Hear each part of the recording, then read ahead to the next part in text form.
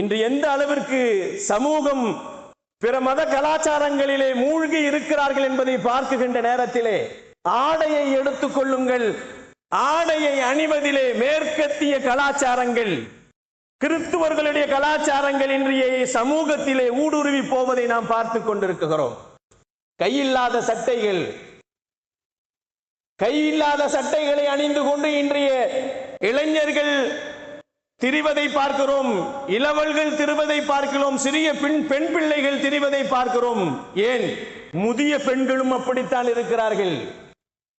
தங்கள் அழகுகளை வெளியே காட்டுவதற்காக வேண்டி கைகளே இல்லாமல் சட்டைகளை போட்டுக் கொண்டிருப்பதை நாம் பார்க்கிறோம். ஆடை அணிவதிலே மேற்கத்திய கலாச்சாரங்கள் இன்றைய சமூகத்தில் ஊடுருவி போவதை நாம் பார்த்து கொண்டிருக்கிறோம். கிறிஸ்துவர்களின் கலாச்சாரம் அது.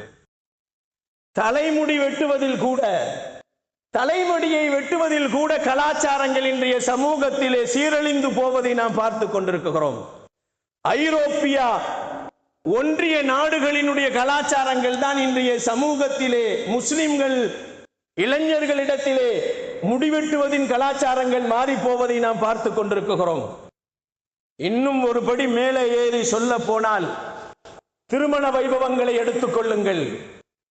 திருமண வைபவங்களை எடுத்துக்கொண்டால் இன்றைய கலாச்சாரங்கள் எப்படி மாறி போனதை நாம் பார்த்து கொண்டிருக்கிறோம். திருமணம் ஒரு காலத்திலே திருமணம் இஸ்லாமிய திருமணம் என்று சொன்னால் அவ்வளவு பாபந்தியாக நடந்து கொண்டிருந்தது. அந்த இஸ்லாமிய திருமணத்தை பார்த்து ஆச்சரியப்படும் அளவிற்கு நடந்து கொண்டிருந்தது. திருமணங்கள் பள்ளியில் மட்டும்தான் நடக்கும். ஆனால் இன்று மாற்று மத சகோதரர்கள் எல்லாம் திருமணத்தை கோவிலில் நடத்துகிறார்கள். ஆனால் இஸ்லாமியர்கள் திருமணங்களை மண்டபத்திலே நடத்துகிறார்கள். நபிகள் நாயகம் ஸல்லல்லாஹு அலைஹி வஸல்லம் சொன்னார்கள், எளிமையான திருமணம் அது இறைவனுக்கு பொருத்தத்தை தேடி தரும் என்று சொன்னார்கள். எளிமையான திருமணம் அதிலே பரக்கத் இருக்கிறது என்று சொன்னார்கள் பெருமான் ஸல்லல்லாஹு அலைஹி வஸல்லம். திருமணத்திலே கலாச்சாரங்கள் இன்று தலைக்கு மேல் ஊடுருவி போவதை நாம் பார்த்து கொண்டிருக்கிறோம்.